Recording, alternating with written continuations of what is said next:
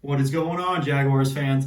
My name is Jags Fan Cave, and today we are going to be covering day one of the legal tampering period into the 2021 NFL offseason free agency period. Now, this has been, I would say, a letdown, honestly. There was a lot of buildup into this 2021 free agency class. There was a lot of hope, and then unfortunately, a lot of franchise tags got thrown out onto a lot of players the Jaguars were desperately in need of at their positions. And wholeheartedly, I would say I'm disappointed.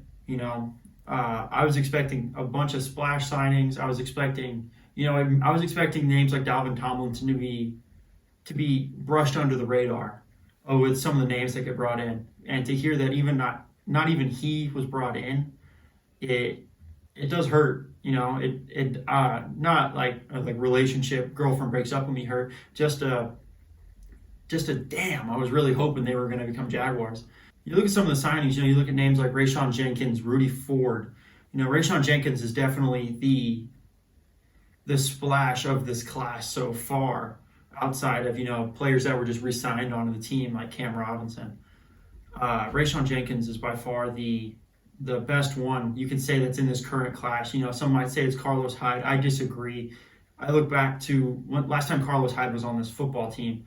There's reports that he was being asked to go back into the game towards the end of his stint in Jacksonville, and he was just like, no, I'm not going back in anymore. The running back coach, Tyron Wheatley at the time, was saying, go back in. We want you to go back in. He was, no, I'm just going to hang out here on the bench. I'm not going to go participate. I'm not going to go play, help my team that I'm currently on. And that hearing that story brought back the bad taste in my mouth that I had from when he left. He didn't have a whole lot of time here in Jacksonville, and I think that was mainly because he just wasn't he didn't want to be a part of the team mentality. Hopefully, Urban Meyer changes that around. Urban only was there, I believe, for his junior year at Ohio State, Carlos Hyde's, and hopefully he has an impact. Obviously, they bring him in because of the apparent relationship. He was a 1,000-yard rusher after he left Jacksonville and with the Houston Texans. Went out to Seattle. Chris Carson was the feature back there. Now comes to Jacksonville once again, and hopefully he can be a competitive back, and hopefully be a nice compliment to running back James Robinson. Now, a position group the Jaguars really desperately kind of needed to address.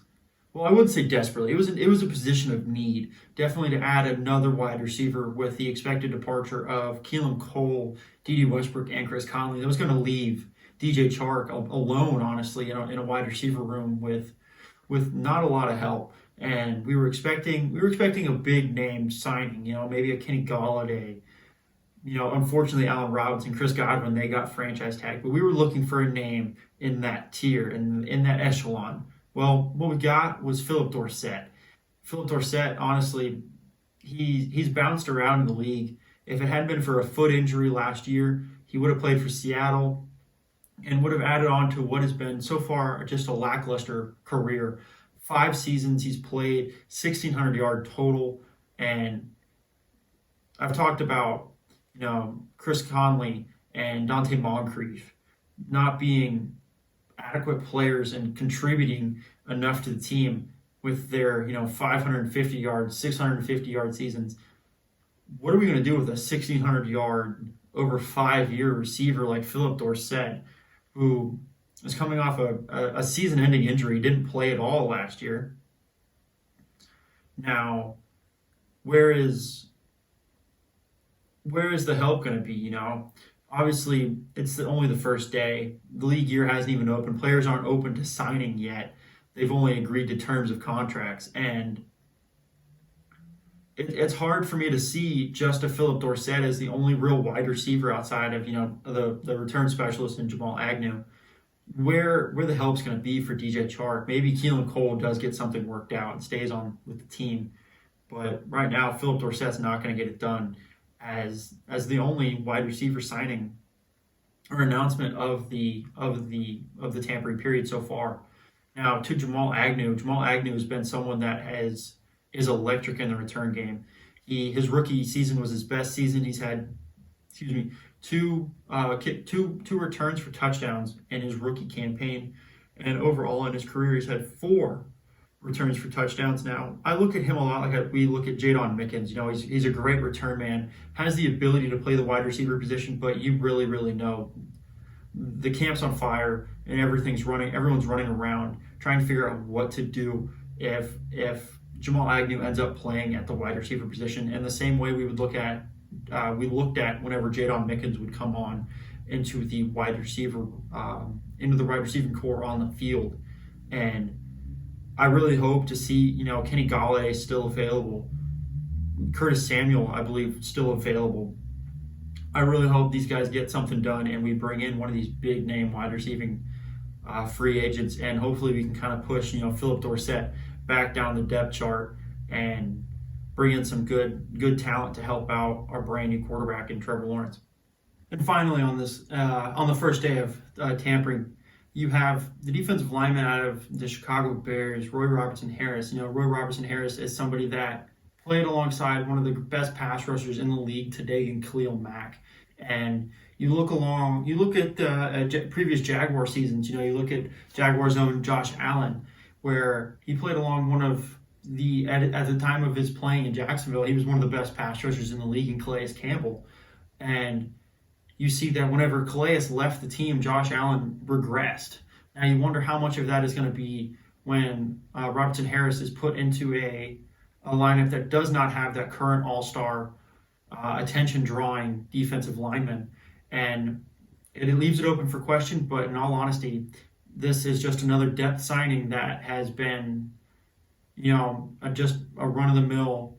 You expect these signings on day 2, day 3, day 4, and not on the first official day of the legal tampering period going into the new league year here in a couple of days. And hopefully he gets it and becomes a great player and can be the next great defensive tackle to play in a Jacksonville Jaguars uniform. But as of right now, it is up in the air with the ultimate grade of this first day. I look at it and I want to say we didn't bring in Hunter Henry or Jonnu Smith on day 1.